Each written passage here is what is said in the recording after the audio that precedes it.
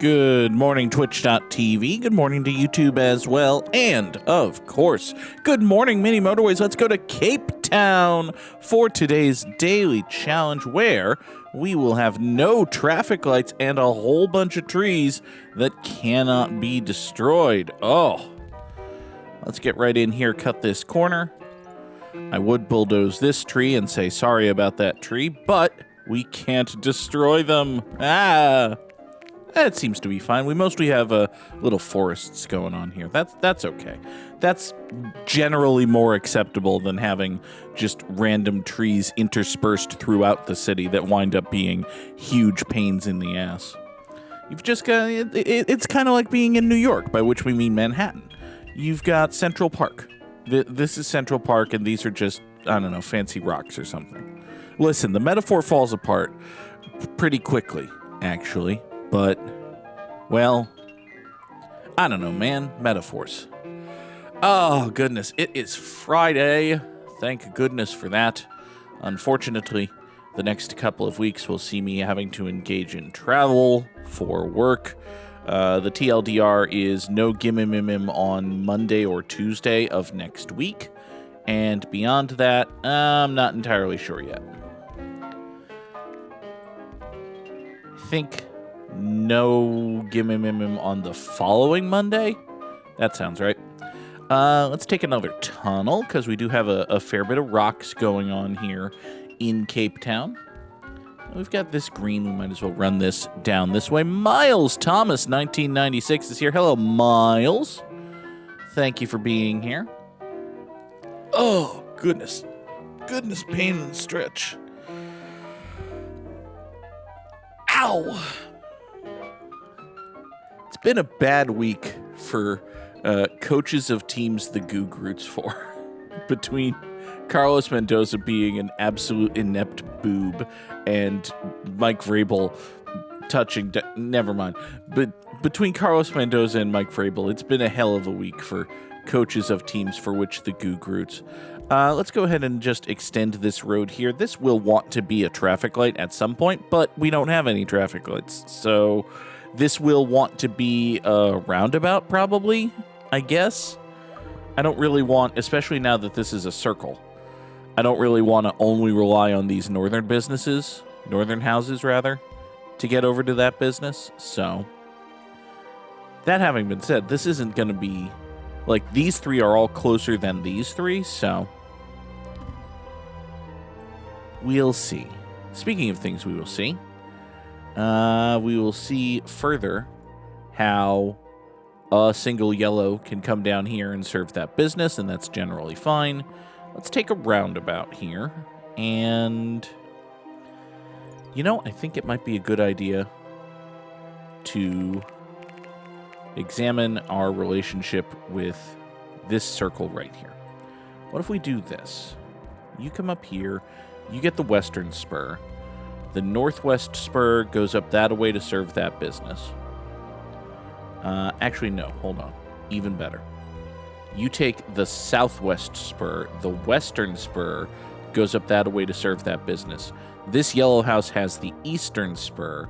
The northwest spur goes up here to serve this business. The northeast spur goes off in that direction. And we pull these in here like so. This is probably a rat-wike, honestly. It's probably an overly complicated roundabout, but it might just be good and fine. There is a world in which this is just good and fine. I think we might live in it. It's conceivable to me that we might live in it.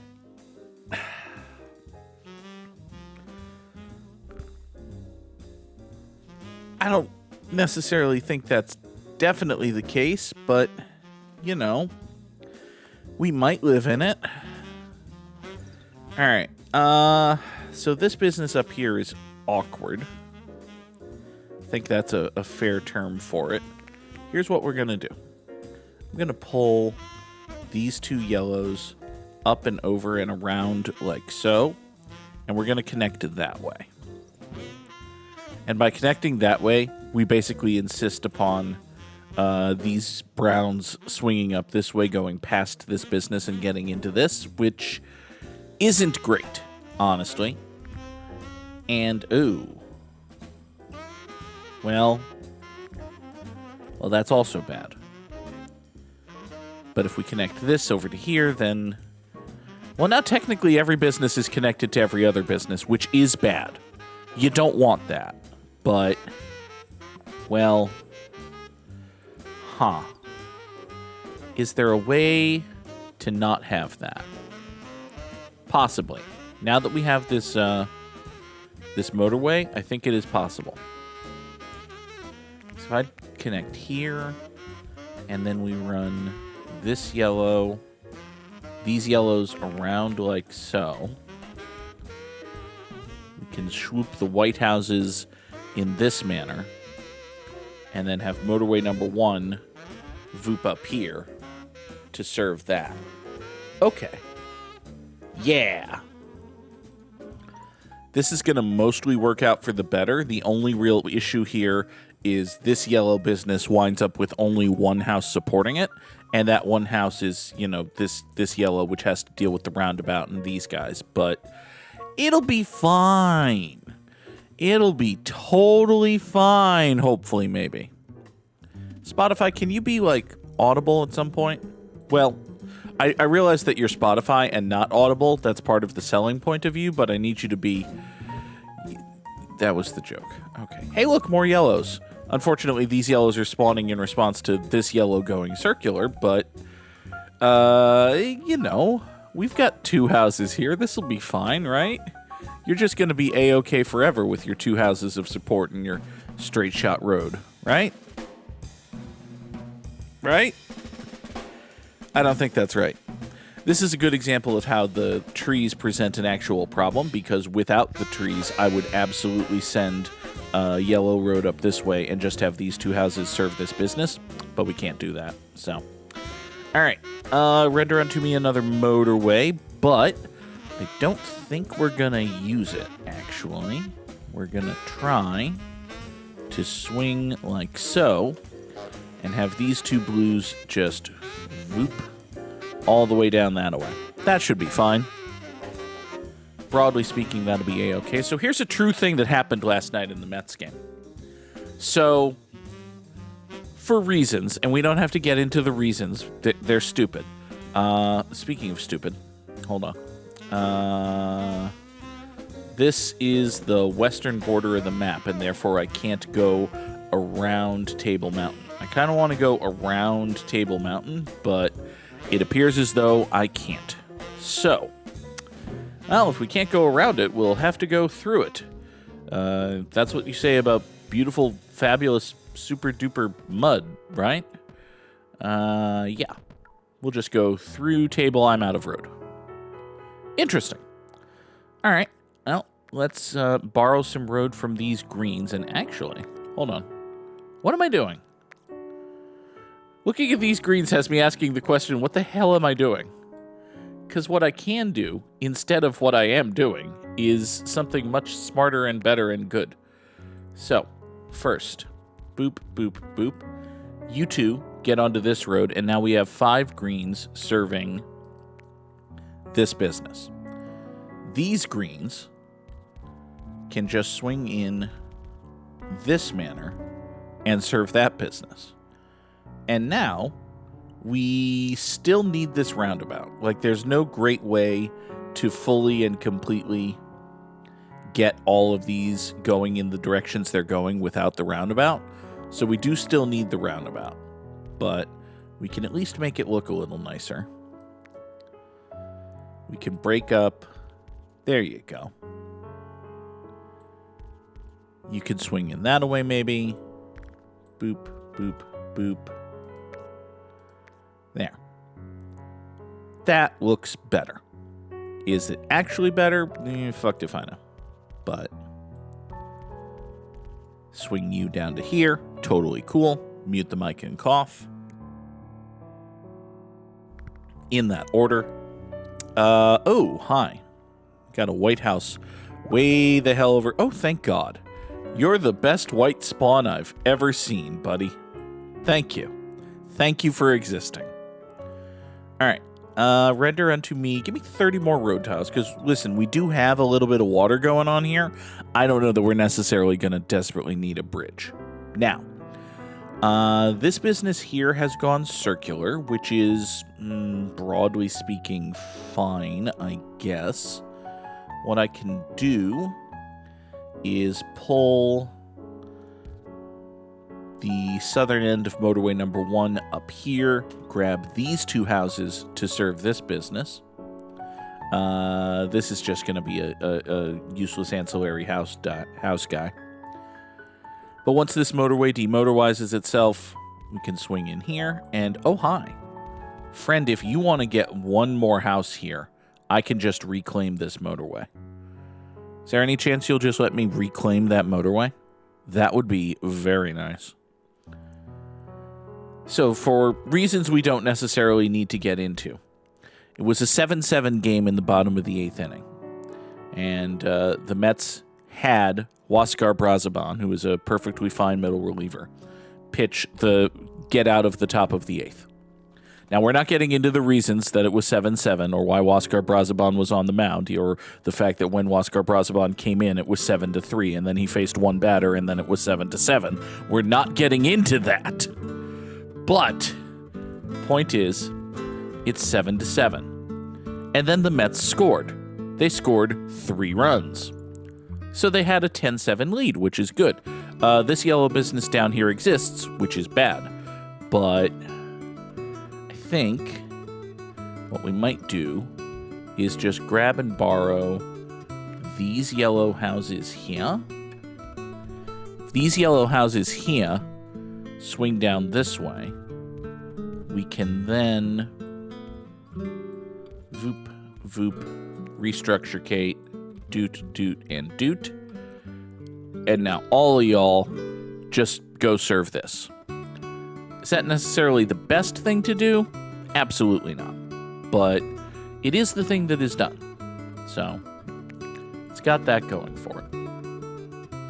This business will be served by this. We will at least temporarily abandon the hope and idea of one day reclaiming motorway number 1. And hey, listen, if either of these businesses wanted to go circular, that would just be fine, right? Like, we've got 5 houses centered around a motorway that definitely doesn't go over a mountain. What are you talking about? To get over here.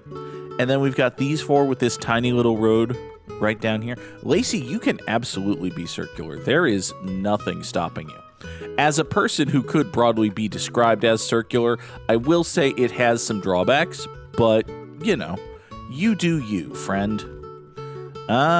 This green is spawning in a bad place. Here. We'll have these 2 blues swing in that way. Here, have a 3rd blue, actually. These 5 blue houses, no matter how I allocate them, are probably going to be trouble. Speaking of trouble, hi there. You're also blue. All right, give me a roundabout, and let's have us a think. Let's see here.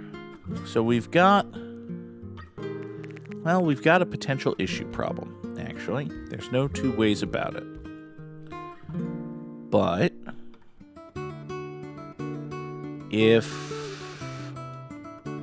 hold on. If we come down to a roundabout right here, we can have the road come here and then split, such that, no, that doesn't actually work. All right. So we need yellows to wind up going that way. We need blues to wind up coming here.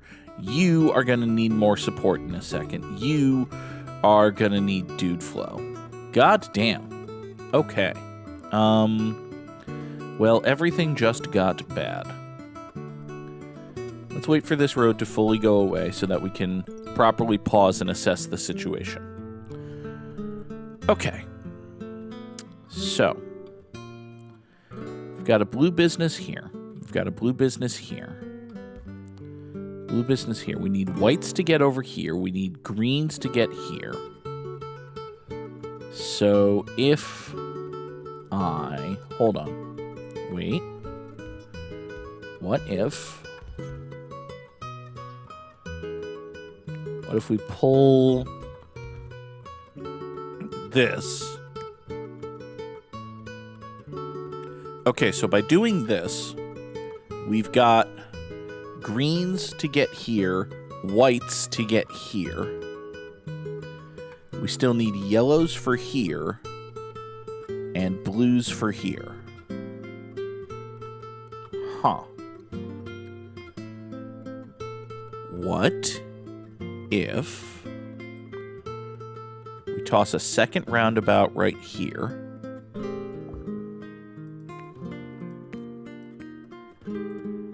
You go in that way. You go in that way. We connect to these roundabouts. Southern spur goes there. So we're ultimately feeding blues into the roundabout. We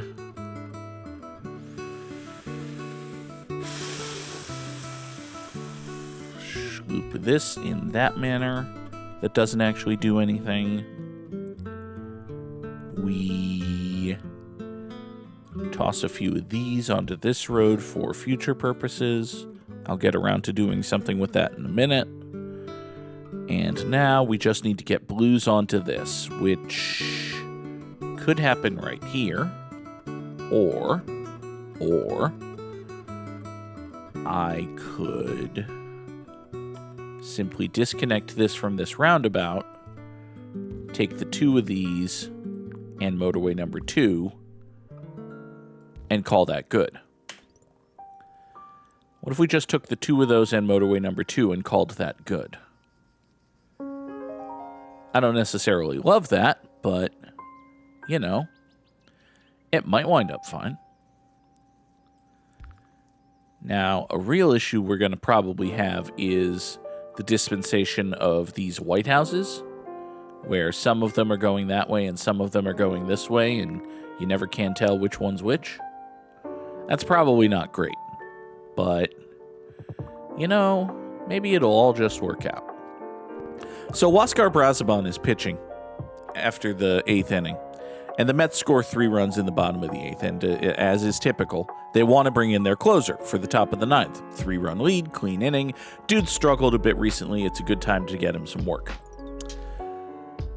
So they do the fancy light show, and here comes Devin Williams, except wait, Huáscar Brazoban has to keep pitching.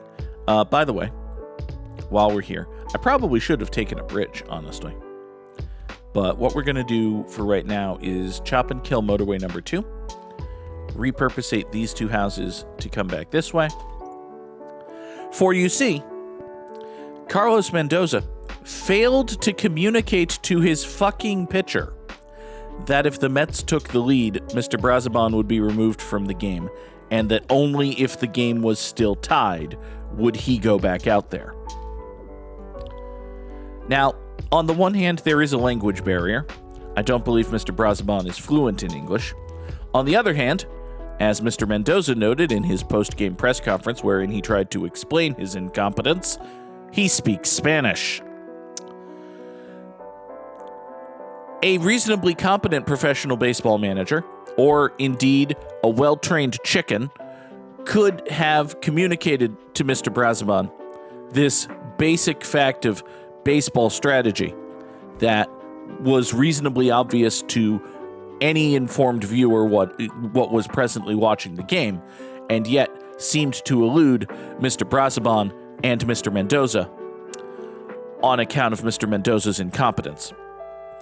Mr. Mendoza, you may remember, is renowned as a great communicator, and his interpersonal skills are what allowed him to become the Mets manager and is cited as the reason he remains in such a position despite many instances of demonstrated tactical incompetence. To Mr. Mendoza's credit, I don't know why I'm speaking like the New York Times when I'm ridiculing someone, but it's a fun bit and I'm going to keep doing it. To Mr. Mendoza's credit, he intended to do the obvious tactical thing that any idiot and most well-trained chickens could have seen coming. However, he merely failed in communication of this most basic of baseball stratagems. Carlos Mendoza, manager of the New York Mets, can't possibly lose his job. All right. I was going to do something. Oh, right. This business over here is starting to become a bit of a problem. Well, I don't have a great answer for that problem. I have a terrible answer for that problem. Would you like to see my terrible answer for that problem? I think it's time to deploy my terrible answer for that problem. Behold, a terrible answer for that problem. A terrible answer for that problem is the title of the episode, by the way. A terrible answer for that problem. Hooray! But hey, the Mets won, and that's good. Please ignore the fact that Christian Scott looked fucking horrible. Please ignore the fact that David Peterson still has a job. Please ignore the fact that Ronnie Mauricio and Mark Vientos still have jobs. Please ignore the fact that Craig Kimbrell kind of sort of shat the bed. And listen, that might just cost Craig Kimbrell his job, and that's not...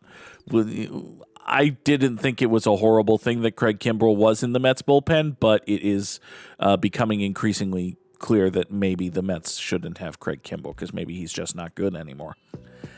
And that's unfortunate, but it's true.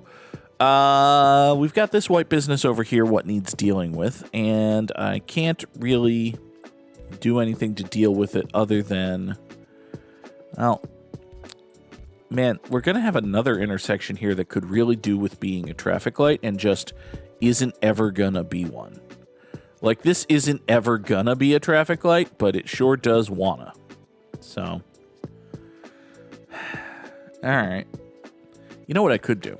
Actually, make this a little less horrible, is just this. And what that does is, oh, no. Does that actually? I think that connects. I can't tell. The idea is that we connect these through there to... Nope, no it doesn't. Okay. So the idea, and I'm going to have to disconnect this motorway temporarily. The idea is that we do this, and then we slot the motorway in. There. That's truly awful.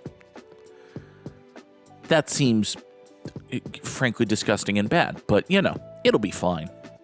I'm sure it'll be fine. I'll take a motorway here because, listen, there's an argument that I should have taken the bridge so that I can bridge these blues and get over here, but eventually the game will be like, hey, do you want a bridge or a tunnel?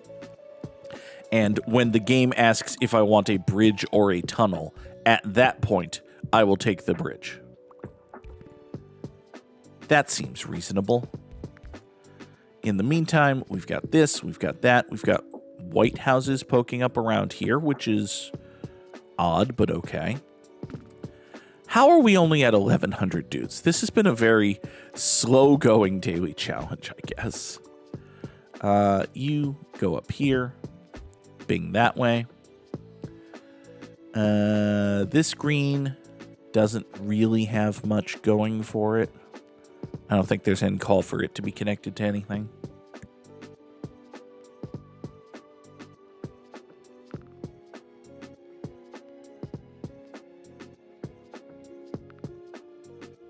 But yes, the Mets won. Please ignore the fact that there are... I think there were 5 dudes who are on the Mets active roster right now who shouldn't be on any Major League team's active roster. I don't know. That's a bit of a, hey, look, the game asked if I wanted a bridge or a tunnel. Just like I said it eventually would. All right. You get down here, tunnel along the bottom, chop and kill that motorway. I've gotten myself another motorway. Hooray. So let's see here. Kodai Senga is on the Mets active roster, and it's a choice the Mets are making. David Peterson remains on the Mets active roster, and that's a choice the Mets are making. There are at least arguments for Kodai Senga and David Peterson having jobs. I don't know if they should have jobs with the team that ostensibly wants to win the World Series this year, but, you know, do the Mets ostensibly want to win the World Series this year? That's a open question, I suppose. Mark Vientos has a job, which, listen, well, I would say that I'm sure Mark is a lovely human, but I don't like lying to people. I know very little about Mark Vientos as a person. I suppose I should not impugn him in such a way. I see no reason for the Mets to continue employing Mark Vientos. I see no reason for the Mets to continue employing Ronnie Mauricio. Ronnie Mauricio cannot hit, and also, importantly, cannot field. And now, with the injury to Francisco Lindor, Ronnie Mauricio is the New York Mets starting shortstop. This seems bad. Speaking of things that seem bad, every business on the map has gotten angry at me, which, listen, only most of you have a good argument, okay? We're just going to toss a few greens at weird situations and see if they save things. I don't think they're going to be clear. I think we're basically doomed, but I think there's nothing to be gained from continued failure or something. That doesn't have to make any sense, does it? Good, because it doesn't. Here, we're just going to throw greens at things, and that's probably... Yeah, the situation here is we've got a double Ratwike going on, and a double Choky Ratwike is going to kill your businesses eventually. Okay. 1,814 commuters over 85 days. It sure does not feel like a good number, but I could be wrong. I could be wrong about stuff. It's top 10% in the world. We take those. It's not as good as Samurai Sam. We accept and begrudgingly admit the truth of those. Sad. Oh well. Hello, the Wordle. The Wordle today is olive, obviously. No? None of the letters in the word olive are in the Wordle today. Okay, fine. The Wordle today is shank. Clearly. No? Well, we've learned a thing. The Wordle today is drunk. It could be drunk. There's nothing saying it's not. It is, in fact, drunk. Hey, we got there in 3 with only greens. That works for me. I earned the Sea of Greens badge, except I might or might not ever give the... I think I accidentally gave the New York Times my email address today because I wanted to read an article from The Athletic, and it said, if you give us your email address, we'll give it to you for free. And I gave them my email address, and they were like, ha, we lied. So now I just gave the New York Times my email address, and I didn't even get to read the article because I'm a sucker. Sad. Speaking of things that are sad, what the hell is going on here? So, we have a bunch of folks with melons on their heads for reasons. I know exactly where we are. We are at Rogers Centre, formerly Skydome, in Toronto, Ontario, Canada. The question becomes, when is this? It is not... Okay, this is... I'm gonna tell you how I can at least suss out a general time frame. This smear up here is reminiscent of a particular era of Blue Jays logo, which was the Blue Jays logo maybe 15 years ago. So my immediate first thought is this is like 2010. We're in Skydome in, 2010, something like that.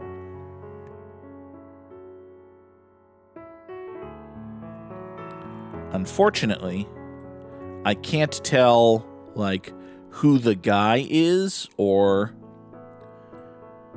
Yeah. But this logo, I remember there was a Blue Jays logo that had the Blue Jay off here, and then the T going out that away. I would just open another tab and look up Blue Jays logo history, but I'll do that after I lock in a guess. What can we tell from the signage here? Can't read. That's FedEx, which has existed for a while. Stanley Tools have existed for a while. Nikon, that's in keeping with the 2010s, maybe. All right, fine. We are in, and this appears to just be some random game. This is not like a super meaningful playoff game or nothing. That might be the Rays? Could this be TB and Tor? Possibly. I absolutely cannot tell anything about the players on the field, though. Like, you're supposed to know things based on the melons, but I don't know things based on the melons, so... Yeah, I think we're just going to say that we are in Rogers Centre in Toronto, Ontario, Canada, which is over this way. And Rogers Centre is, as I recall, like, downish, townish, sort of. Sort of like... It's near the water, as I recall. I've been to Rogers Centre. It's fine. Hey, look! Rogers Centre. All right. So, do we just want to pin in? Yeah, let's see. As I recall, as you're walking down the street, singing doo-wah-diddy, diddy-dum-diddy-doo, you're going to be right about there. If you're right about there in 2010. There we go, 2009, and that was the race! Ha ha! Fans wearing hollowed-out watermelons during a Toronto Blue Jays versus Tampa Bay MLB match? Ugh. Oh, you can tell that the folks who make time guesser captions are not universally American because one of them said MLB match. Oh, awful. Awful, awful, awful waffle. So now I'm going to go into a different browser tab real quick, and I'm just going to look up Blue Jays logo history. And, all right, here we go. I'm going to open this image in a new tab. We're going to pull this image over to here. Yes. So, Toronto Blue Jays team logo history, this one. This one right here. They had a hat that had a T for Toronto and this bird. That is what I recognized based on the smear of...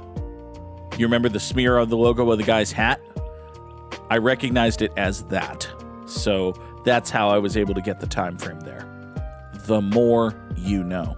Next. We've got some rickshaw folks. Hi there, rickshaw folks. Got your Sony Sanyo rickshaw folks. And man, if I was a person who recognized flags, these would be very helpful. But I'm not. So, Sony Sanyo and Presence of Rickshaw folks gives us a very vague part of the world. You know, we've got at least an idea. So, ow, my eyes. My eyes and crapping eyes. Okay. We are in, I don't know, man, Tokyo, Japan, 1955. Seems entirely possible that this might be Tokyo, Japan, 1955. Again, if I was a person who recognized flags, those would be very helpful to me, but I'm not, so they're not.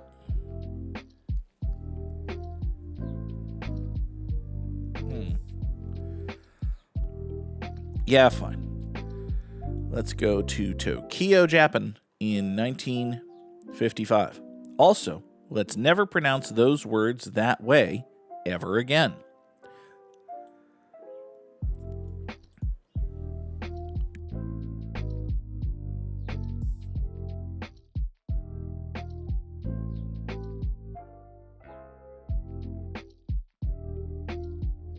Turns out I was wrong about stuff. Should have been a person who recognized flags. I would have known that as the flag of Indonesia and also might have somehow pulled out this being the... I guess I should have maybe paid more attention to the... Okay. So that was just a dud. I did a dud. All right. Next, we've got a church, but also a newspaper. The Atlanta Constitution. Hey, hey. Nation's leaders joined thousands for Dr. King. Oh, okay, so this is the day of Martin Luther King Jr.'s funeral. And so when did he get shot? It was like 1966, I want to say. I suppose you're just going to give me the date, are you? Does that say 64? Looks like it might say 64 or 65. Both of these things are possible.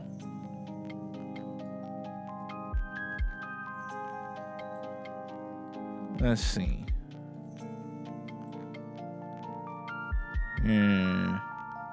3 of candidates. Like presidential candidates? Interesting.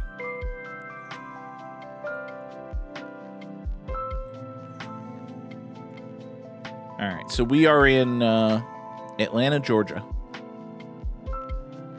In 1960, I don't want to say 64. I thought Martin Luther King was alive longer. 65? Yeah, okay. We're in Atlanta, Georgia in 1965. That seems reasonable. We zoom into Atlanta. I could theoretically try to find the Ebenezer Baptist Church. I'm not going to do that. We are in this place right here in 1965. It was 1968. Okay, fine.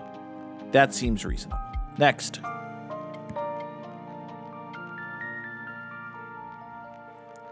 Hi there, folks. So we got some trained gentlemen. Try to get any... So that says 1909, which gives us a lower bound.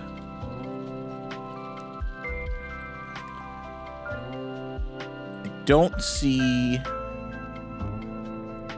I think maybe we're supposed to recognize some of these guys, but I absolutely don't. You look like Hosea from Red Dead Redemption 2. And that's kind of cool.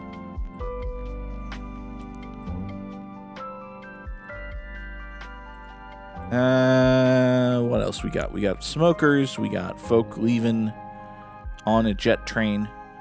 Don't know when they'll be back again.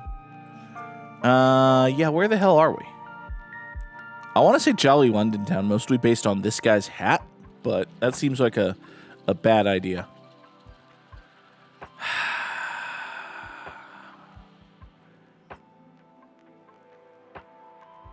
Yeah, I got nothing obvious. At least nothing that I'm seeing. FS could possibly...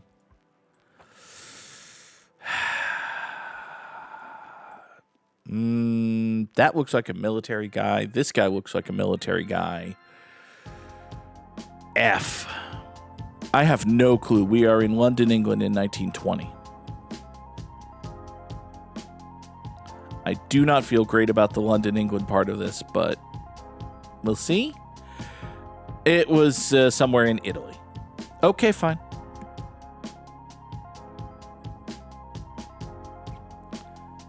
I don't know how we were supposed to recognize the chairman of the American Red Cross War Council. I don't think we were supposed to... All right, fine. Oh, dear sweet mother of this fucking guy. What is with the coloration on this photo, by the way? This is very weird coloration on this photo of this fucking guy.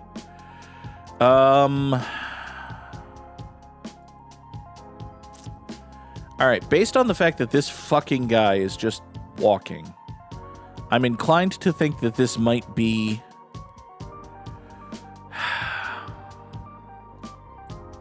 The hell is going on with the colors in this photo? I'm going to guess that this is 2021.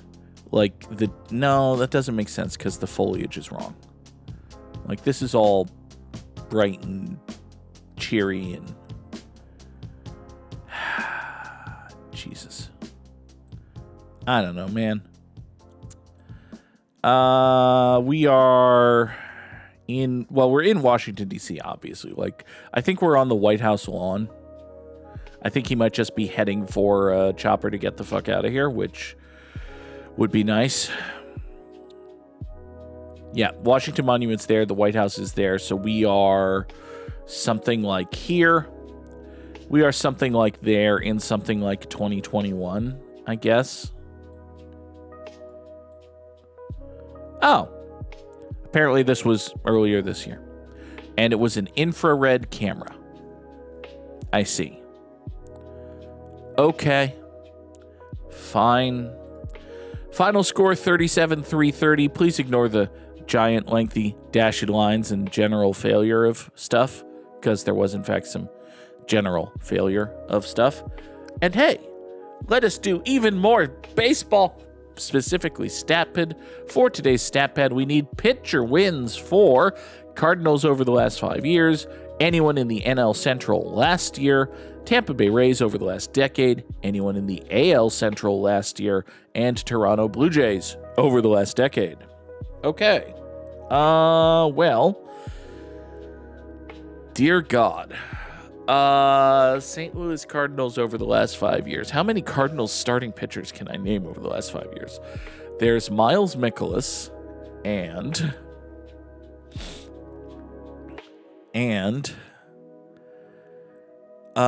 did Adam Wainwright hang on until 2021? I don't think so.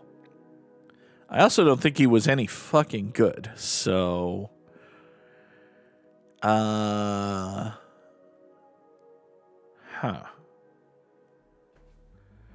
what about 2021 John Lester? No, I don't think he stuck around for 21. I could be wrong about that, but... Hear ye, let the record show that this viewer was here first. Samurai Sam was here first, despite many people being in the chat. That's how buttons work. Good morning, Sam. Oh, dear God. All right, let's see here.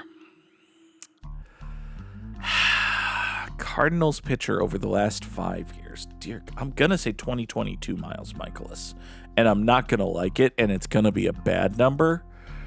God, the Cardinals have to have had a good guy, right?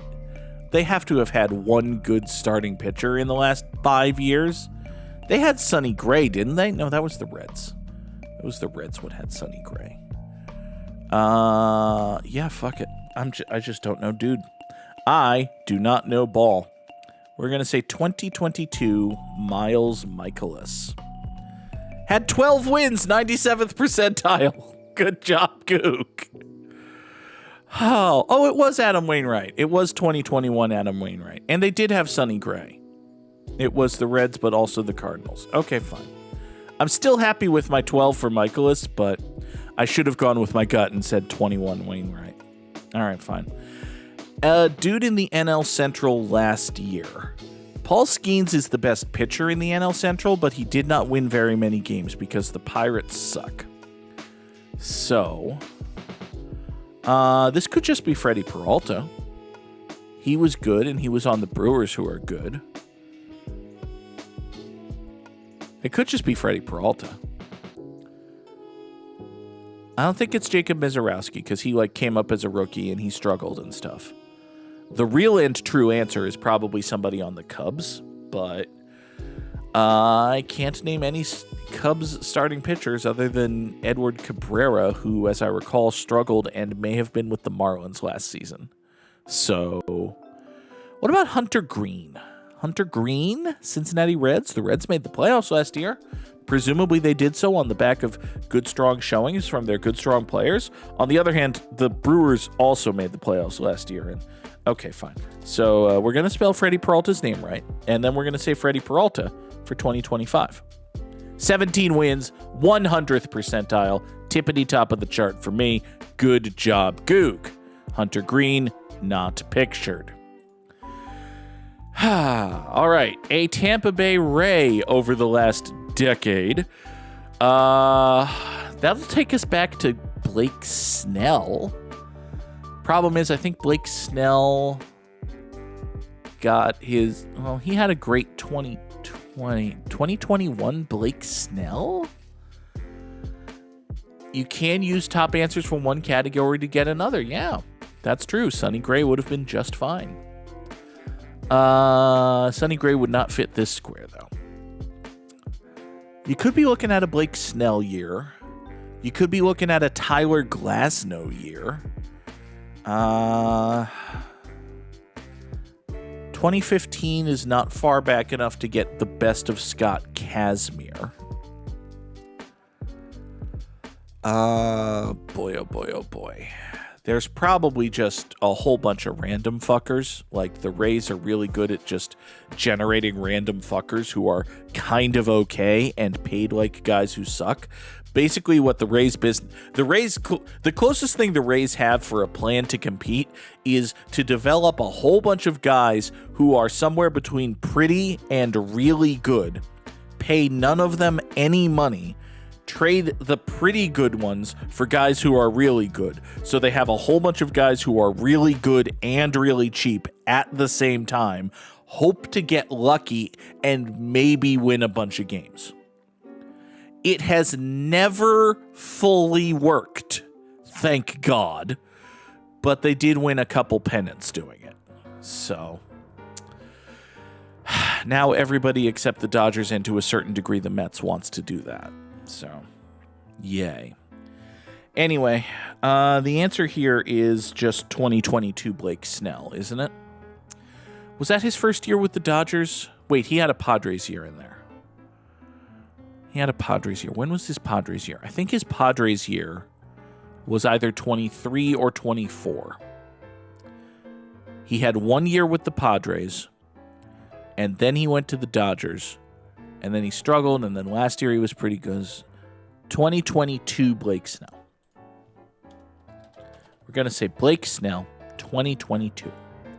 And we're going to be wrong. He played for the Padres. We're going to say Blake Snell, 2021. And we're going to be wrong. He played for the Padres. Motherfucker! That's right. The Rays traded him to the Padres, and then his pillow contract was with the Giants. Got it.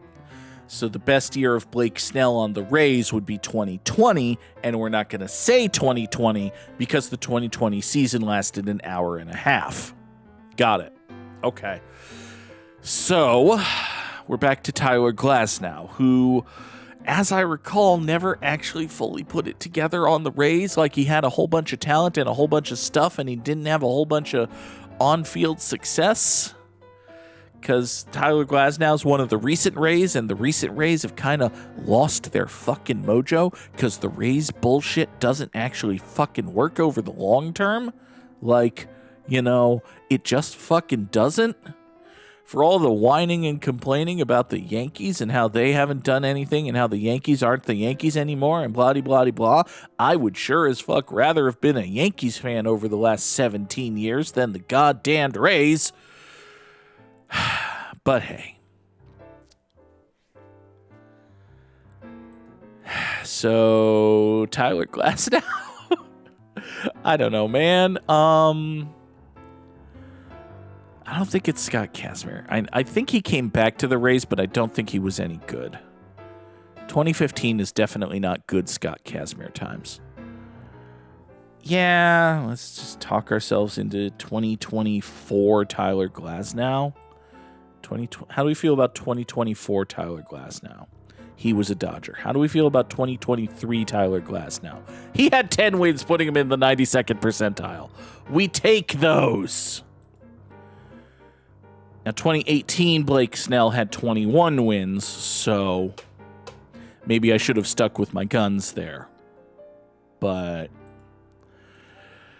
okay, fine.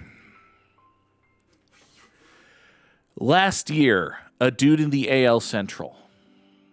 Wasn't Tanner Bybee good last year? Wait, no, the answer's Tarek Skubal. Yeah, the answer's just Tarek Skubal. He was very good. He was very good, and the Tigers were very good, so the answer is Tarek Skubal. It might not be the literal, actual top of the charts answer, but yeah, it's functionally Tarek Skubal. Casey Mize had one more. Okay, fine, whatever. Toronto Blue Jay over the last decade or so. 2015, is that R.A. Dickey? I think that might be getting too cute. I think there could be an R.A. Dickey year there, but I don't know which one it was, and I might be conflating that with his Mets years. So maybe instead, let's just say 2025 Kevin Gausman.